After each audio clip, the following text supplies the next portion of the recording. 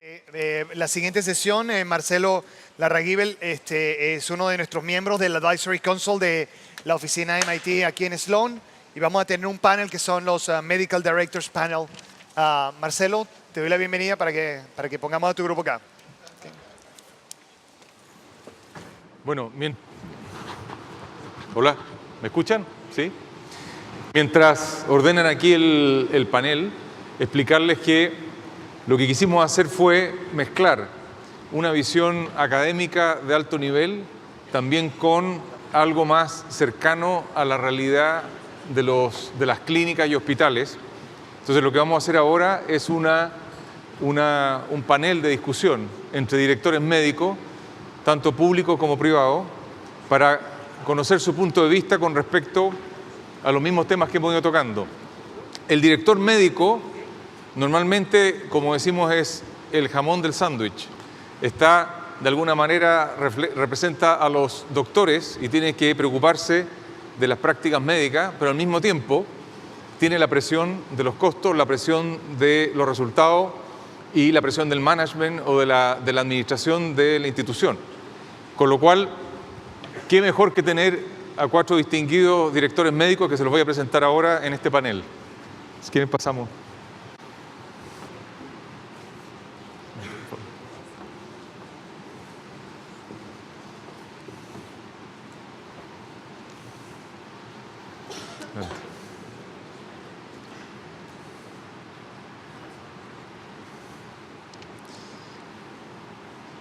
En primer lugar tenemos a Miguel Sendorólogo, que es superintendente del Hospital Albert Einstein en San Pablo y previamente fue director médico del mismo hospital.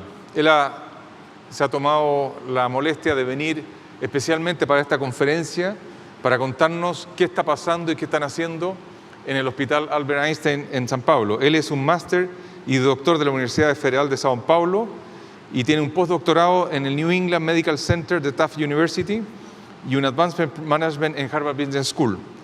También está aportando y trabajando en la Sociedad de Nefrología en Brasil y de Nefrología en San Pablo. Muchas gracias por estar con nosotros, Miguel. María Begoña Yarza. Ella es directora del Hospital Dr. Ezequiel González Cortés, uno de los hospitales pediátricos públicos más grandes de Chile. Doctor en Medicina en la Universidad de La Habana, médico cirujano y pediatra especialista en la Universidad de Chile y magíster en Salud Pública y doctorado en Ciencia de la Salud de la Universidad Pompeu Fabra en Barcelona. Muchas gracias por estar aquí, María Begoña. Domingo Castillo, director médico del Hospital Clínico de la Universidad de Chile, que también es un hospital académico, como todos ustedes saben. Es médico cirujano de la Universidad de Chile, especialidad en Medicina Interna y Geriatría. También tiene un diplomado en Bioética de la Universidad de Chile y un diplomado en Gestión de Clínicas y Hospitales de la Universidad de Chile. Y ejerce como jefe de sección de la área de geriatría del mismo hospital. Y por último, Erwin Buchel, que es el también Medical Director o director médico de la Clínica Las Condes, y que ha trabajado, y no voy a detallar todo, pero extensivamente en el desarrollo y implementación de programas de trasplante y de trabajo multisectorial para asegurar que se desarrollan los trasplantes en Chile. Y fue pionero también con algunos hitos importantes, como el First Liver, que es el primer trasplante de hígado en un paciente pediátrico, etc. Y tiene muchas publicaciones y ha trabajado también, estuvo un fellowship en la Clínica Mayo y es sponsorado para la American Society of Transplantation Surgery. Entonces, démosle la bienvenida a los directores médicos para empezar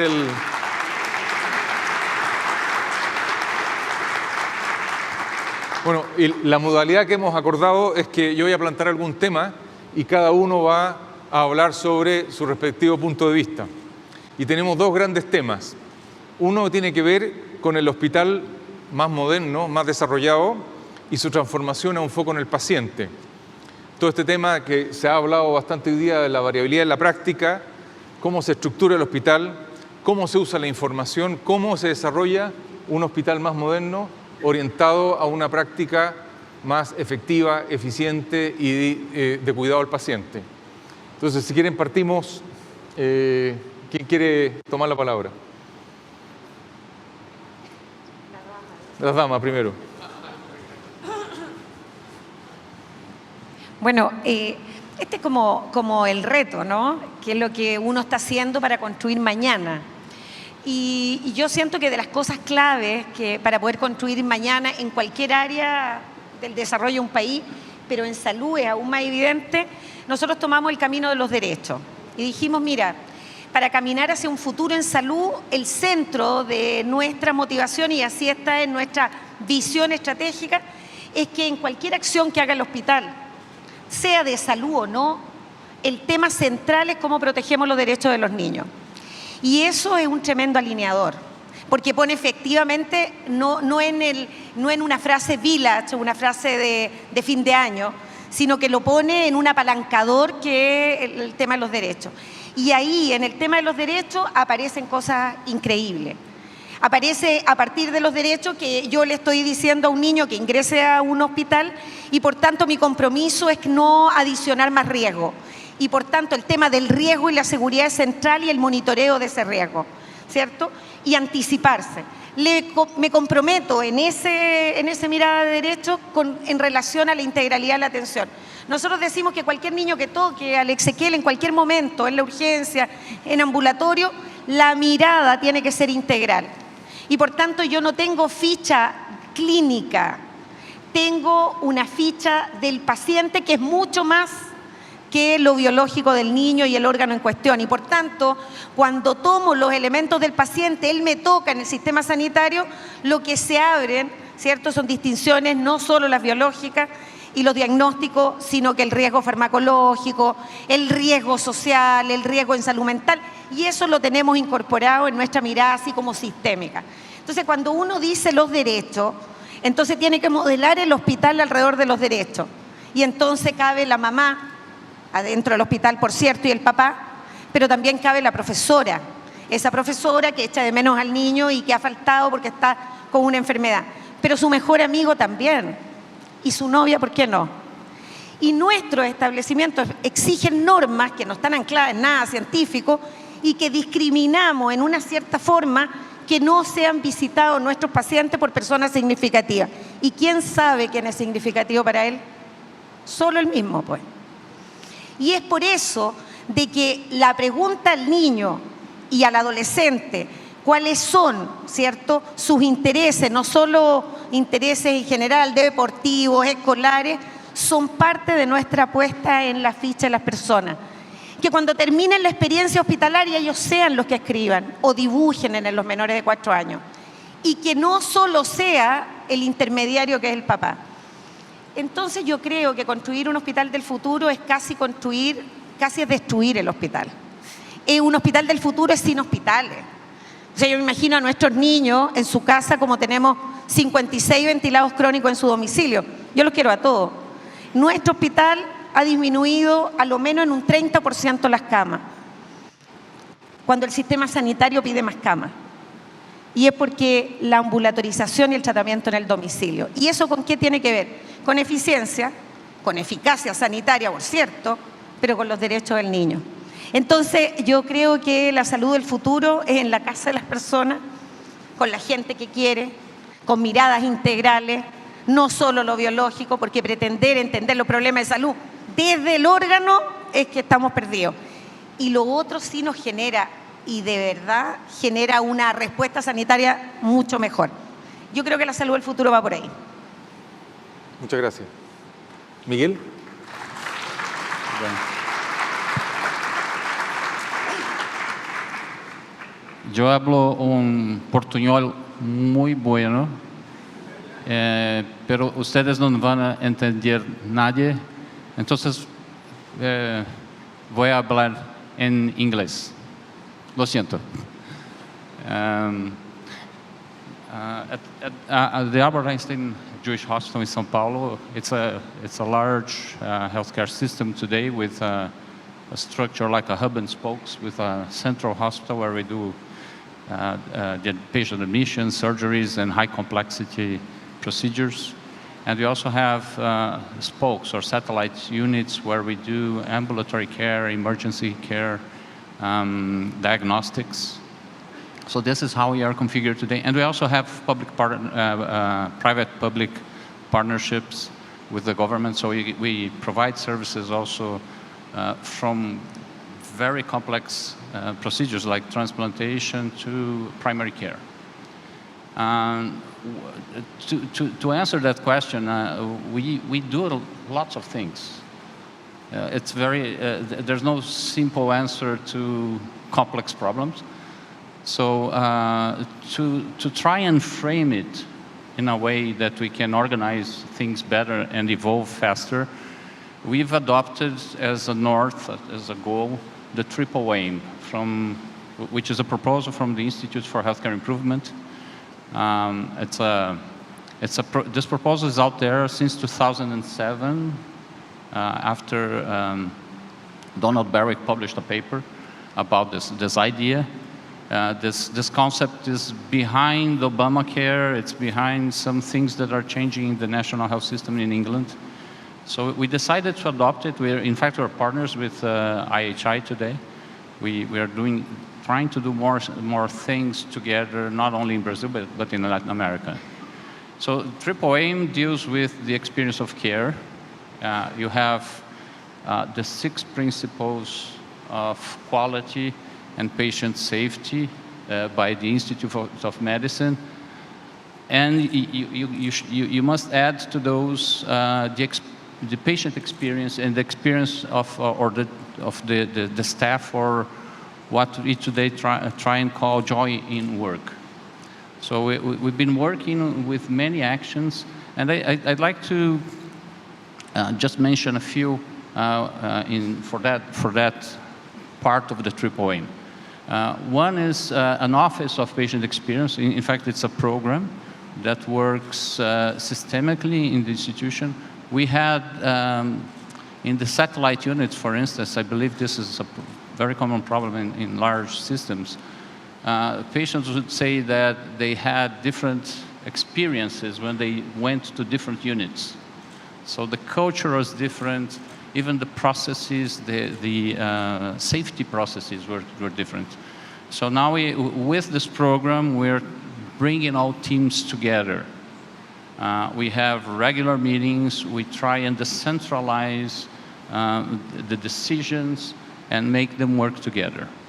Another of the actions, for that matter, are the centers of excellence. We have a second opinion program in spine surgery. What's amazing is that we receive patients that have had an indication for surgery already by a neurosurgeon or an orthopedic surgeon.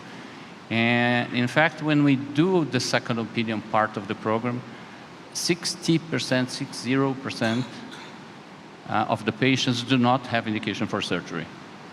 So it shows how much of waste there is in our system in Brazil. The other part of the Triple Aim is reduction of costs per capita. And for that, we have a number of programs, efficiency programs in the hospitals, because we have very intense processes in the hospital. For instance, the flow of surgical materials, of medication, from purchasing, from standardization, choosing the kinds of medications and materials, talking to physicians. It's done. This is all done by different departments in the hospitals, and they usually don't work together. Very often in our hospitals, people would point their fingers to each other. I'm doing my job. You're not doing your job right. This is how I think you should do your job. So in these programs, we are again bringing people together and decentralizing power, empowering them. Trying to use the networks that are already working in the hospital. One of the programs that has yielded a lot of results for us is a patient flow program. So we've been able by using production engineering processes and knowledge, we've been able to train our people, have a grasp of all the beds in the hospital. So the hospital is no longer departmentalized. And we've been able to reduce the length of stay consistently by 2-3% a year. So we started out in the last decade from 5 days average length of stay in the hospital, and today we closed 2016 with 3.5 already. So this is a major reduction of costs in the system. And the other part, which I think is the other goal, which I think is the hardest one, as Maria Begonia just said, is about population health. So we are pioneering this structuring of primary health care in our system for the private system, the private sector. In Brazil, we are not remunerated for primary care. So we're a little scared about doing that. But the insurance companies are looking at it with very good eyes, and we are already talking to them about how to get remuneration for that. And the idea is that we will avoid unnecessary procedures, unnecessary patient admissions, and so on. So just as to give you an overall view of what we're doing. Gracias, Miguel. Thank you. Erwin, ¿quieres seguir? Muy buenos días, muchas gracias por la invitación.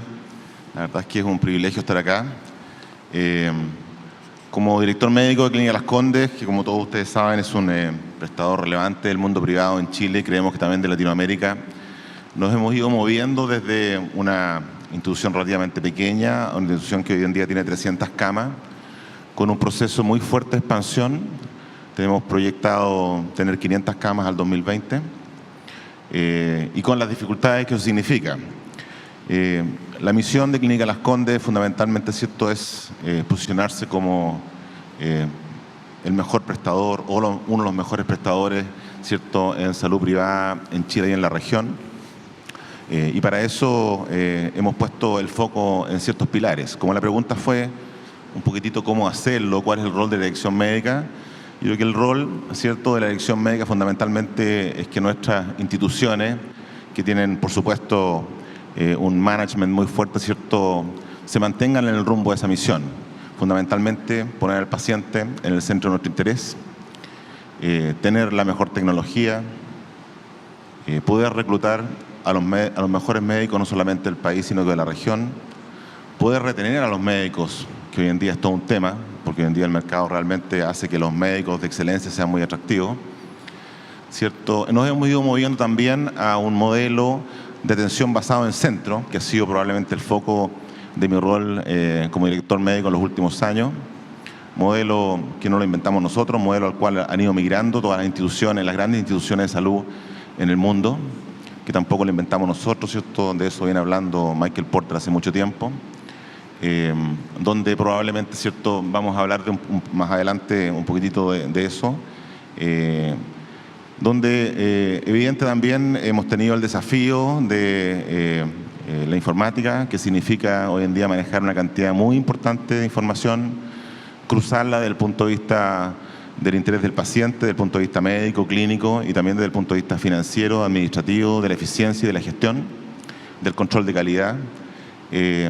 ¿Cierto? Ir moviéndonos también un poquitito en la calidad, no solamente como un eslogan, sino que con la calidad como una parte integrante o muy central del ADN de nuestra institución, cosa que no es fácil en un mundo privado. Creemos que, por supuesto, el desafío es tremendamente importante. Yo creo que la industria de la salud en nuestro país está en una situación compleja y, por supuesto, Clínica Las Condes no es una excepción. Creemos que la misión de Clínica Las Condes se puede hacer solamente con buenos partners, con poner bien claramente el foco claramente de nuestra institución en la alta complejidad. Creemos que es muy importante tener buenos partners y probablemente nuestro partner más importante debería ser siempre el sector público. Somos prestadores muy importantes de alta complejidad del sector público, probablemente el prestador más importante de camas críticas a nivel adulto. Y si hoy en día cualquiera de ustedes visita nuestra unidad de cuidados intensivos adultos, que es muy grande y muy moderna, un 20%, entre un 20 y un 30% de nuestros pacientes pertenecen al sector público de salud, gracias, ¿cierto?, a las licitaciones de gestión clínica de camas críticas. Creemos también que todo eso que yo he señalado no es posible sin tener un ambiente académico apropiado que haga que nuestros médicos se desarrollen en su máximo potencial. Y un partner importante para nosotros ha sido la Universidad de Chile. Creemos que las asociaciones donde cada uno, ¿cierto?, hace lo que le corresponde y tener a los mejores socios, a los mejores partners, evidentemente nos conduce a poder concentrarnos en lo que nosotros mejor hacemos, que es en la atención clínica de nuestros pacientes. Gracias, Edwin.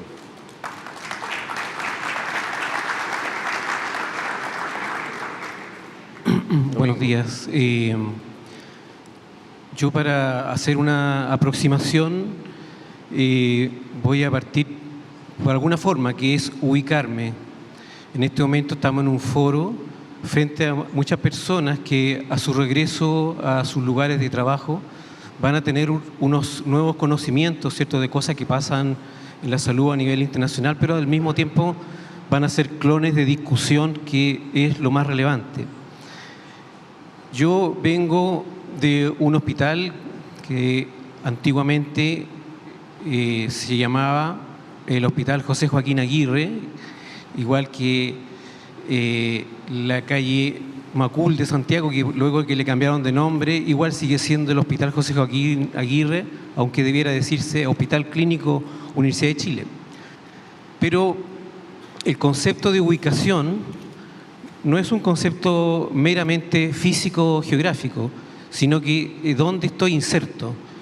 Este hospital fue concebido en el año 1937, cuando a alguien ya se le ocurrió que la Universidad de Chile tenía que tener un hospital. ¿Por qué la Universidad de Chile? Porque esta universidad tiene una particularidad que es relevante. Es una universidad que es nacional. Y como es una universidad nacional que alguna vez tenía sedes en todo Chile, pero por lo que hace, por su composición, es una universidad que genera una síntesis de una cultura, una síntesis de un pensamiento y de una nación. Y por eso es tan relevante no perderse de que es el hospital de la universidad más relevante del país. Y como tal, tiene una misión que es particular, que es formar especialistas y formar recursos humanos de distintas profesiones, en realidad son 9, en la misma manera y en el mismo momento que da soluciones integrales de salud a los pacientes. Y esto no es algo menor ni banal, porque no es fácil, es muy complicado y complejo al mismo tiempo satisfacer una demanda de ayuda de un paciente que tiene una enfermedad y al mismo tiempo, simultáneamente, en cierta forma, usar al paciente para obtener mi giro, que es la docencia. Eso es lo que hace el hospital. Cuando yo llevaba 2 o 3 días como director médico, ¿ya?, a los 3 días pensaba, ¿cuándo vamos a demoler el hospital? Porque efectivamente el hospital empezó a funcionar en el año 1952 y es un hospital antiguo, es muy parecido arquitectónicamente al Hospital Sotero del Río, y esa arquitectura representa fielmente una manera de concebir la medicina de esa época. Si ustedes recorren el hospital paso a paso, van a encontrar una estructura a la llegada, que es el sector E, está el servicio de neurología, o sea, está la cabeza. Siguen avanzando y caminando, van a llegar al sector B y C, que está cardiología y está el corazón. Y luego avanzan más y está gastroenterología, y finalmente llegan a las zonas más bajas, a urología y a ginecología. Esa estructura arquitectónica representa la medicina de esa época, en la década del 30, 40, cuando un médico estudiaba con un libro de medicina por 20 años con el mismo libro. Era una medicina en que las cosas eran separadas. Una cosa primero y luego otra cosa. Era una medicina sucesiva, era una medicina episódica. Entonces, yo hoy día veía el corazón y mañana veía los pies. Y esa medicina fue cambiando y siguiendo con la ubicación, hoy día nos encontramos con unos cambios rotundos en muy pocas décadas, en muy pocos años, y todo cambió. Entonces, la primera conclusión que yo saco es que lo que estoy haciendo merece un alto en el camino y revisar si lo que estoy haciendo lo estoy haciendo bien y si tiene sentido lo que hago. Hubo una época en que lo que movía a los profesionales de salud eran las prestaciones, hacer prestaciones y más prestaciones. Y eso ha ido cambiando tanto en la medicina pública como privada, en que lo que se busca son soluciones integrales, lo que hoy día se llama patología resuelta. Entonces, nosotros empezamos a ser medidos externamente por los resultados. Y para eso necesitamos hacer las cosas bien. Para eso necesitamos ser eficientes, necesitamos ser efectivos. Y eso no siempre fue así, porque nosotros actuamos de una manera en que otros harán lo que parece que es importante. Y el cambio fundamental es que ahora todos somos responsables de los resultados.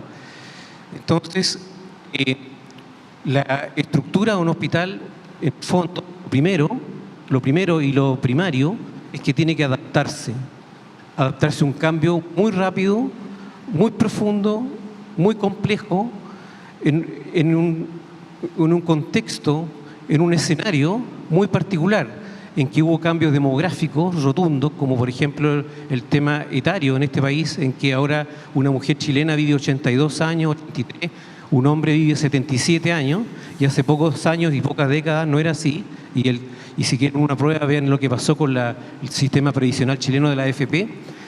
Cambiaron las personas, cambió la cultura, cambió la información. El paciente hoy día, en un celular que trae en la mano, puede contraponerse a lo que el médico le está diciendo. Cambió la manera de relacionarse. El médico hoy día no mira al paciente porque está ladeado escribiendo en un teclado de un computador. Y así, entonces, son cambios muy, muy profundos que requieren cambios en la estructura y en la función de un hospital. Por un lado, hay que preguntarse ciertas cosas. El hospital que tengo de 3.300 funcionarios, ¿es el hospital apropiado para el siglo XXI con esas dimensiones? ¿Es necesario, es ineluctable, es inexorable que tenga que tener ciertos servicios internos como la alimentación del personal, como la lavandería, como algunas cosas que son insumos, la mantención, los servicios administrativos? ¿Tienen que estar en el área física del hospital? ¿Cuáles son las áreas clínicas más relevantes de un hospital? ¿El hospital debe concebirse solamente como un hospital de agudos? ¿Qué pasa con las personas mayores? ¿Dónde las voy a atender? Las que no necesitan medicina de agudos. En Europa existen las unidades de mediana estancia y de larga estancia. Entonces, tengo que replantearme todo. Tengo que replantearme a quiénes voy a atender en el hospital y a quienes puedo atender fuera del hospital y a quienes ojalá no lleguen al hospital, y eso significa una conversación, un diálogo nacional muy profundo, muy relevante, muy potente. Y siguiendo finalmente, para terminar con el tema de la ubicación, quisiera decirles que el Hospital J. Aguirre está en el área norte, está en Avenida La Paz. Extrañamente está al lado de un cementerio. Pero si uno se sube a un helicóptero y mira hacia abajo, va a ver que está la Facultad de Ciencias Químicas de la Universidad de Chile al lado de la Facultad de Odontología, que atiende pacientes. Está un tremendo hospital, que es el Hospital José Joaquín Aguirre. Si cruza la calle está el Hospital San José. Si cruza hacia el lado oriente está la clínica psiquiátrica, y si se retrocede 2 cuadras está el hospital psiquiátrico, y si camina 3 cuadras más allá está el Hospital Roberto Rico, un hospital pediátrico, y en el estacionamiento está el hospital oncológico. Pregunto yo, esta es opinión absolutamente personal, ¿es eso razonable? ¿Razonable que no tengamos una mirada integradora, independientemente de nuestro dueño y de nuestro flujo, una mirada integradora de los servicios de salud, estando geográficamente tan conectados, tan al lado, atendiendo al mismo usuario. Mi manera de pensar es que nosotros debiéramos replantearnos esto, y ahí hablo ya de la función. Pienso que la función debiera ser integrar, de acuerdo a lo que decía la doctora Begoña, lo que necesita el paciente. Debiéramos trabajar en red, y esa es la línea actual, trabajar en red independientemente de nuestra procedencia. Creo que lo más relevante ahora es darse cuenta de que los cambios hay que abordarlos, hay que enfrentarlos. Los cambios han sucedido demasiado rápido y necesitamos replantearnos muchas cosas, muchos procesos, muchas maneras de pensar, y para eso sirven estos seminarios. Eso. Muchas gracias. Bueno, recuerden que pueden hacer preguntas por Twitter a los participantes, pero mientras hacen las preguntas, hemos hablado de el hospital moderno, ¿no? De estas prácticas, esta forma de ver la medicina integrada, cómo ser más efectivo, más eficiente, incluso cambios no solamente de procesos, sino de infraestructura. Pero también tenemos el lado humano. Todo esto requiere un cambio también de la forma cultural y de la forma de pensar de los doctores. También requiere desarrollar este cuerpo médico que trabaja en equipo.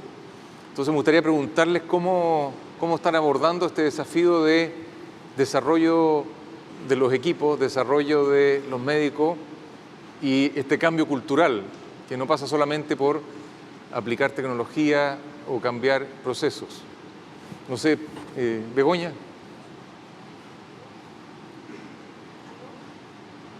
Ninguno. ¿Aló? Bueno, primero decir gracias que me invitaron, porque todos lo dijeron y yo no, así que me siento un poco... Así que muchas gracias por la invitación. Solo decir que vengo de un hospital que no es el más grande, que es de la zona sur de Santiago, que es pequeño y que no tiene infraestructura de hospital. O sea, partimos de la base que son unas casitas pegadas, ¿cierto? Que en la década de los 50 las pegaron. No es un hospital. A las 8 de la mañana, mentira, 10 para las 8 me llamaron que hubo un corte eléctrico en pabellón quirúrgico. Porque lo que dijo una muy famosa institución que evaluaba los riesgos de ingeniería de esta, como ustedes muchos, ¿sí? Dijo que nuestro riesgo del punto de vista eléctrico era altísimo desde el año 2008 y que nuestro riesgo sanitario era altísimo y que no teníamos ninguna de las estructuras hechas para un hospital, ¿sí? O sea, lo que tenemos es electricidad doméstica, sanitaria doméstica, y que hemos ido arreglando y parchando a los chilenos y América Latina. Entonces vengo de ese lugar. Y lo que nosotros pensamos, cuando dije lo del Hospital del Futuro, me da lo mismo la estructura. Nos dimos cuenta que daba lo mismo la estructura, que hay ciertos límites y hay que tener, por tanto, una actitud muy preventiva, mirando el riesgo, mitigando, levantando procesos.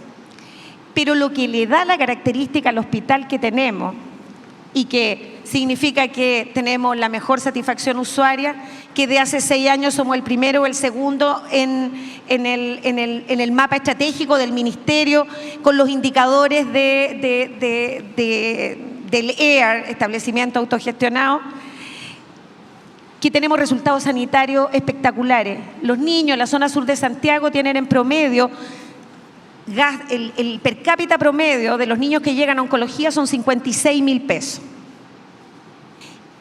Y el pronóstico de vida, 5 años, es de 80%. Ese es Suecia, es Canadá, con un per cápita absolutamente distinto. Entonces, esa performance de la organización y esta construcción que estamos haciendo, ¿cierto? Poniendo al paciente en el centro, desde los derechos y todo esto, lo único que hace la diferencia son las personas que tenemos, no hay otra. O sea, en esta industria, que a nosotros no nos gusta ni ser prestadores, nos cargan todos esos nombres, nosotros decimos que somos una comunidad. Y somos una comunidad porque lo que establecemos es relaciones, porque establecemos compromisos, acuerdos, porque es una comunidad que tiene como centro las personas, pero las personas que atendemos y las personas que trabajamos allí, po. pero que además ponemos bien centralmente la generación del conocimiento. Y cuando tú pones la generación del conocimiento como un elemento central y no dicotómico, entonces lo que ocurre es que por lo menos a nosotros nos ha ido bien con esa generación que la gente encuentra veleidosa, ¿cierto? Esta generación milenio, a nosotros nos encanta, calza absolutamente en este nuevo modelo, entiende cómo funcionan las cosas.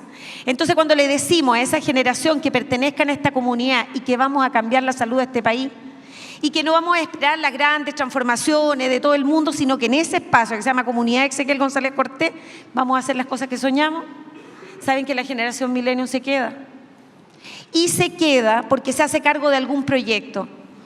O sea, el proyecto que lidera un grupo de jóvenes, entre mezcla de ingeniería de la Chile y mezcla de nuestros médicos y enfermeras, porque tenemos ahí unas mezclas bien bonitas, con muchos ingenieros, con diseñadores de la Católica, con antropólogos de la Católica, sociólogos de la Chile, psicólogos de la UDP, hay una mezcla. O sea, el campo clínico es más que las carreras de la salud. Y nos trajimos a todos. Y con los ingenieros estamos mirando armar una predicción, un score que nos permitiera mirar desde salud cuáles son los criterios de deserción escolar. Ustedes saben que la deserción escolar en Chile, el 40% se debe a salud, a problemas de salud. ¿Y qué es lo que hace el sistema sanitario? Dice, mira, ese problema 40% es de salud, así que no nos metemos, es ingestionable, porque cree que el tema de salud es la cordillera de los Andes, no se puede mover. Entonces nosotros fuimos a educación y trabajamos con educación con alguna una estrategia que nosotros le pusimos voy y vuelvo. O sea, los niños tienen que pasar rapidito por el hospital porque tienen que ir al colegio. Entonces con ellos estamos haciendo un riesgo predictivo. Con los datos que ellos tenían, 36.000 niños en la zona de la región metropolitana y los metimos ahí con los ingenieros y nosotros. ¿Ustedes creen que un joven médico no quiere participar de ese proyecto? Es muy choro, es muy inteligente, es muy provocador. Entonces, cuando le decimos a un joven médico o enfermera que se haga cargo de un modelo predictivo para saber el riesgo de paro cardiorrespiratorio de un niño que ingresa al hospital y que ya no depende de la experiencia del operador, sino que tenemos un riesgo medido que podemos ir afinando y modulando, ¿ustedes no participarían? Una lista de gente que quiere participar. Porque lo que le estás proponiendo efectivamente un desafío intelectual, un desafío de persistencia y además con una densidad en la conversación. Hoy los sociólogos de la Chile no han cambiado el mundo, distinciones que no conocíamos. Los antropólogos ni les digo, hay un grupo de antropólogos que nos está mirando para ver cuál es el gesto de la organización. ¿Ustedes saben el gesto de su organización? Yo no sabía que nuestra organización tenía un gesto. O sea, lo que creo yo que poner en una organización de altos niveles de profesionalización, que todos aquellos que ingresaron a la universidad a estudiar medicina, enfermería, a los 18 años sí querían cambiar el mundo y el conocimiento sí les importaba. Hacer las cosas bien les importaba. En el camino aparecen otras cosas, pero esa está ahí. O si no, si yo quiero solo ganar plata, yo a los 17 me salgo del liceo y me voy a poner un timbiriche, un negocio. Algo había en estos jóvenes y eso es lo que vamos a buscar. Y lo vamos a buscar con una misión, con un camino ancho de espalda, con desafío, un poco de irreverencia que hace también en este país, un poquito, de no creer lo que te están diciendo, ¿cierto? De proponer algo, ¿cierto? Que mejore de verdad y de fondo lo que para nosotros es relevante, que es la salud integral de los niños de la zona sur de Santiago, que les digo que son de los más pobres de Chile y tienen los indicadores sanitarios de las mejores de Chile. Ese es como el desafío. ¿Y quién no se sube a eso? Entonces yo creo que ahí está el kit de esto. Sentido, integralidad, intersectorialidad, innovación, generación de conocimiento, y ahí los que se quedan son los que nosotros necesitamos. Gracias, Begoña. Miguel.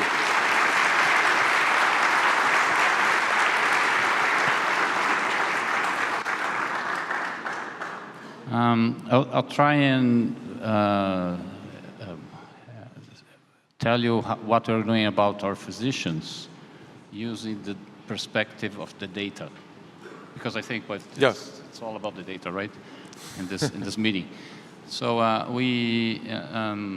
in the early last decade, we started to organize our internal guidelines and protocols by collecting data. And we created positions of nurses that today we call them, at the time we used to call them case managers, but today we call them practice managers. So we created kind of a new position, a new function in the hospital, and a new career path for some nurses. And then by having the data, the compliance to the different parts, the important parts of the different protocols, for instance, the stroke protocol, we started improving these protocols. It was very important at the time that something that we learned, these protocols had to be written by the physicians.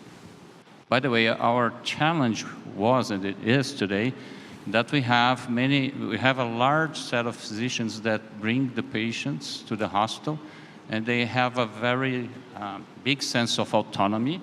They could take the patient elsewhere to our competitors in São Paulo. And it's a very competitive market, by the way. So in the late 90s, we used to, it was like a boutique hospital. We would serve the physicians.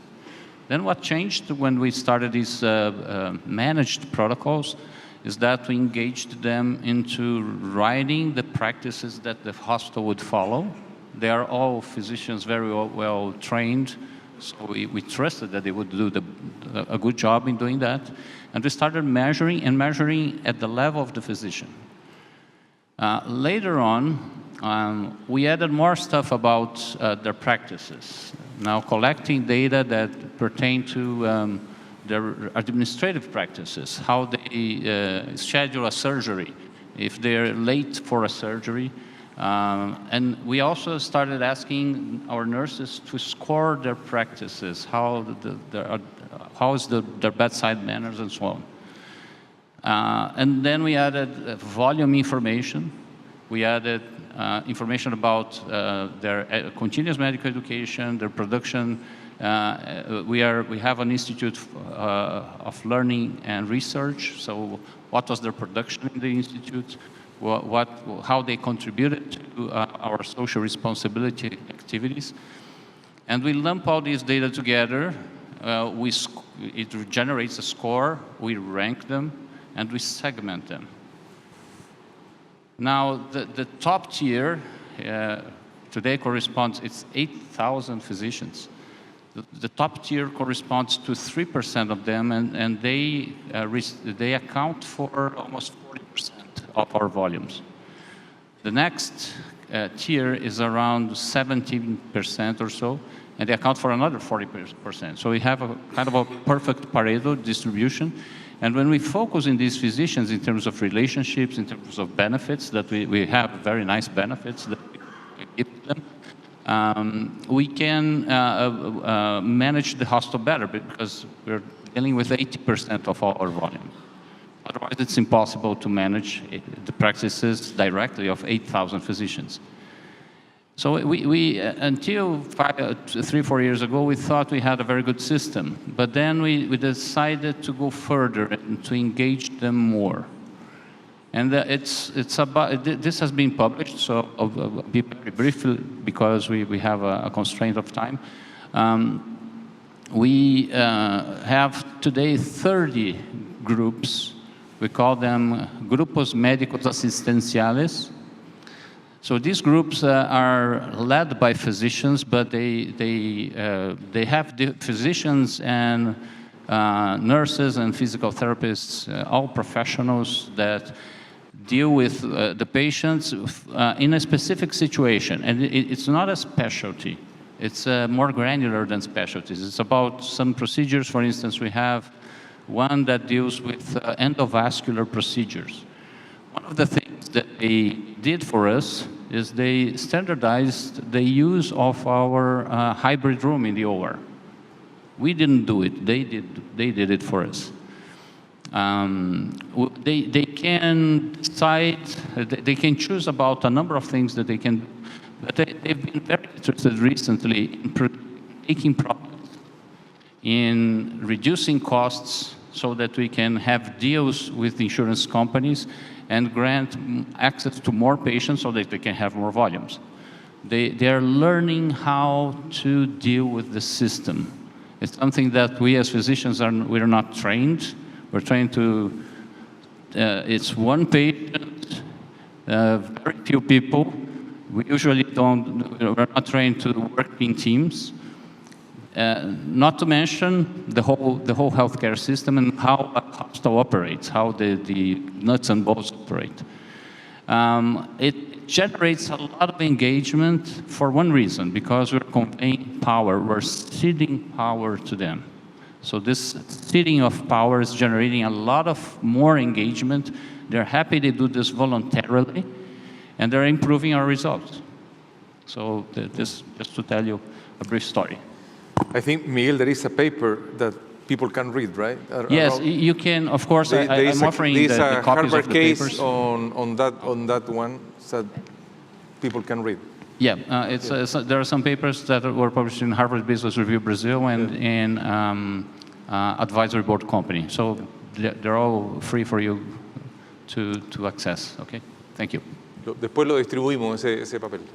Muchas gracias. Gracias.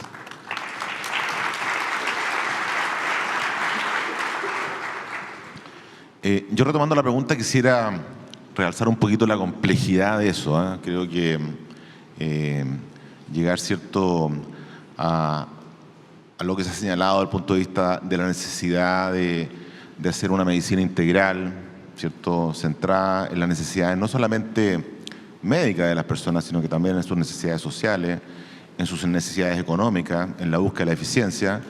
Creo que movernos de nuestra medicina tradicional, ¿cierto?, una generación de médicos muy importante que fuimos formados en una forma de aprender la medicina que era muy dogmática, movernos a esta nueva forma de la medicina donde además, ¿cierto?, la medicina se hace con muchas regulaciones, con muchas necesidades además de funciones que antes no teníamos que hacer. Hoy en día tenemos que sentarnos en un computador y llenar una ficha electrónica, una cantidad muy importante de información que antes la escribíamos malamente, con muy mala letra, en una pieza de hoja que nadie después entendía, ¿cierto?, pero que era muy funcional a nuestro trabajo. Hoy en día, movernos de las necesidades del paciente, de las necesidades de la institución, de generar información, por supuesto, relevante para el mejor manejo de nuestros pacientes, de las necesidades de la regulación. Nosotros estamos hoy en día en un proceso de acreditación con Joint Commission, una semana entera, llevamos meses preparándonos con eso, y donde, por supuesto, le hemos dedicado mucho tiempo al entrenamiento de nuestros médicos, de manera que pasemos todas las exigencias de una acreditación internacional. Creo que eso, señalar que digamos que ha sido un proceso fácil y que se nos dio, sería mentir. Creo que ha sido un proceso muy complejo. Creo que las exigencias a las cuales los médicos y todos los profesionales de salud hoy en día están sometidos, ¿cierto?, en la medicina de hoy, ha sido un cambio cultural que ha significado un esfuerzo mayúsculo y donde además finalmente no todos se amoldan a ese sistema, ¿cierto? Hay personas, digamos, que finalmente nunca se ajustan a eso y que lamentablemente no pueden seguir funcionando en una institución que tiene ese nivel de exigencia. Creo que se requiere de mucha capacitación, de mucha paciencia, porque hay que entender también la mirada médica, ¿cierto? Hoy en día, y en algún momento lo conversamos también, ¿cierto?, hoy en día un médico que tiene que sentarse frente a un paciente y escribir al mismo tiempo una ficha electrónica que no es simple, ¿cierto?, y que de alguna manera siente que está perdiendo ese nivel de comunicación, de compenetración con su paciente, es un tema y cuesta abordarlo. De manera que todo el esfuerzo que se hace en capacitación rinde mucho fruto.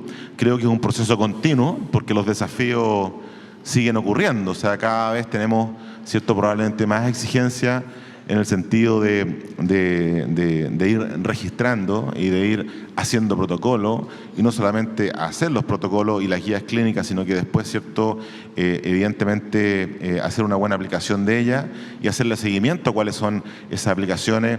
Y todo eso nos ha llevado también, ¿cierto?, a una forma en que yo creo que de alguna manera esas cosas convergen, que es, ¿cierto?, estos centros de atención integrada. Nosotros miramos esto y nuestro gran piloto en Clínica Las Condes fue el Centro Clínico del Cáncer, y pasamos de una estructura centrada en la atención de los médicos, como dijo el doctor Castillo, ¿cierto?, donde estaban los oncólogos, ¿cierto?, y cada oncólogo tenía su protocolo particular y de alguna manera, ¿cierto?, si la paciente con un cáncer de mama acudía a un oncólogo, recibía un tipo de terapia, y si acudía al otro.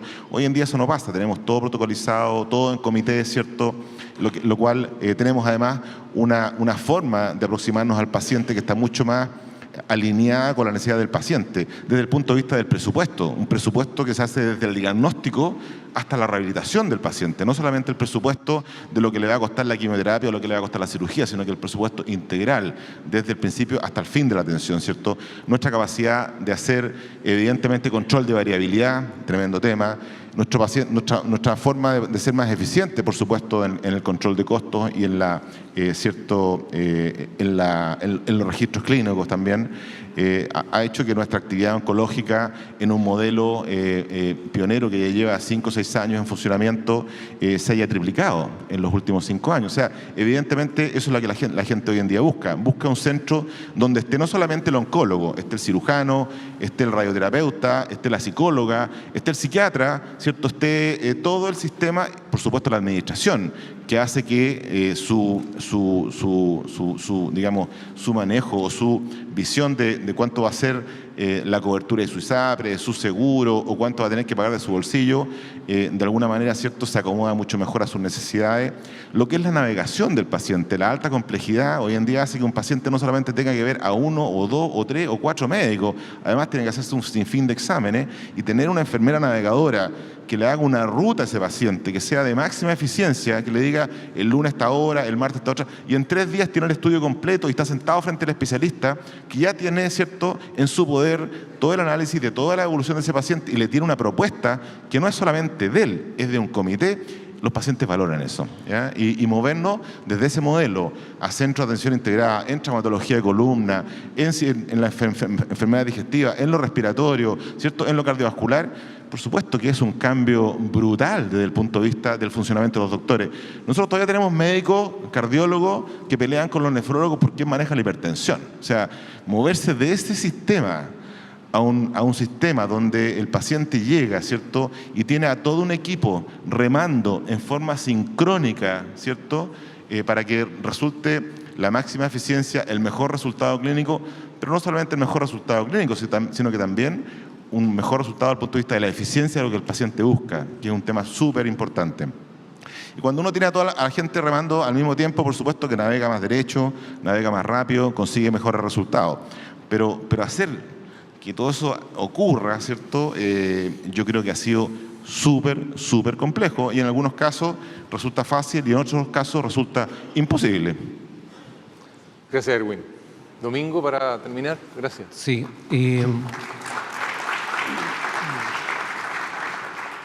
La pregunta era ¿qué hacemos con los cambios en las personas? Por un lado está nuestra contraparte, las personas que son los usuarios, que habitualmente son los pacientes, pero también es cierto que yo recuerde que un hospital es una institución plantada en una localidad, en una comunidad.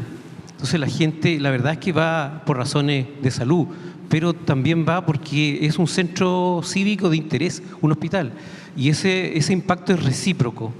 Es una cosa tremendamente arraigada, que es, la gente habla de nuestro hospital.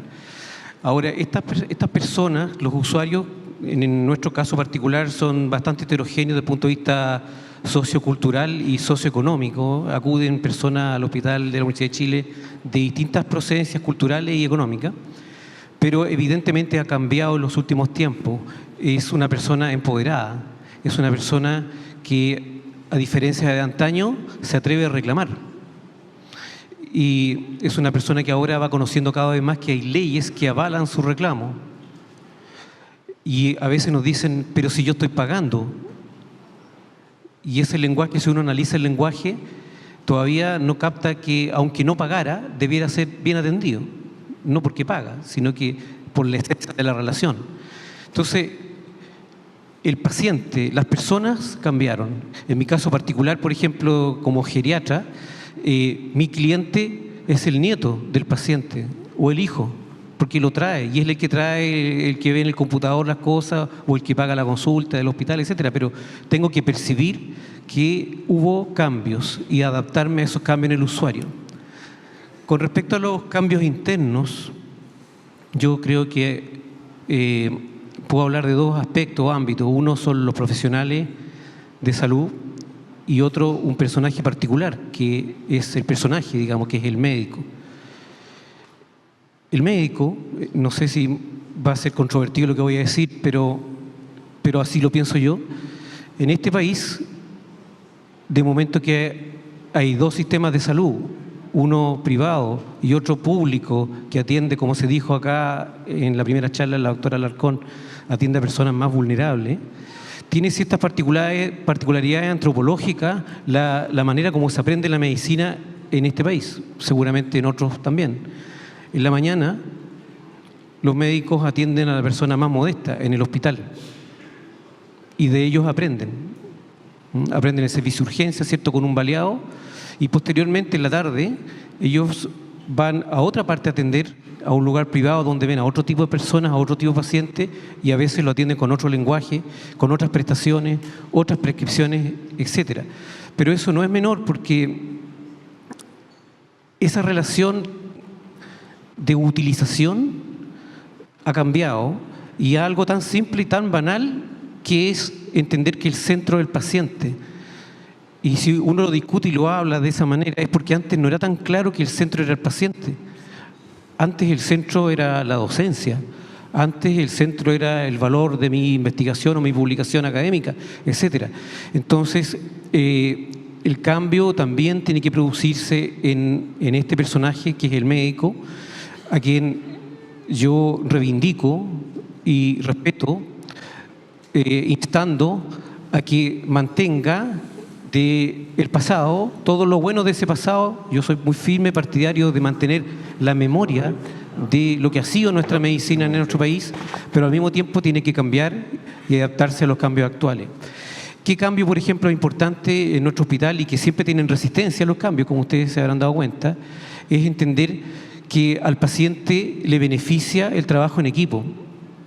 El trabajo en equipo permite que distintas disciplinas, distintos saberes conversen y emerja una síntesis de un mejor conocimiento, una mejor conclusión de distintos profesionales de manera transversal, no de manera vertical como siempre se pensó, que el médico es el jefe del equipo y de ahí para abajo hace las indicaciones, etc. El trabajo multidisciplinario, cuando progresa, avanza hacia el trabajo interdisciplinario, en que la gente ya se reúne a conversar, y finalmente cuando se aprende de uno y de otro con los años se llama transdisciplinario. Eso está estudiado científicamente, que beneficia a los pacientes. Yo creo que eso es una convicción muy importante que debemos abordar. Ok, muchas gracias.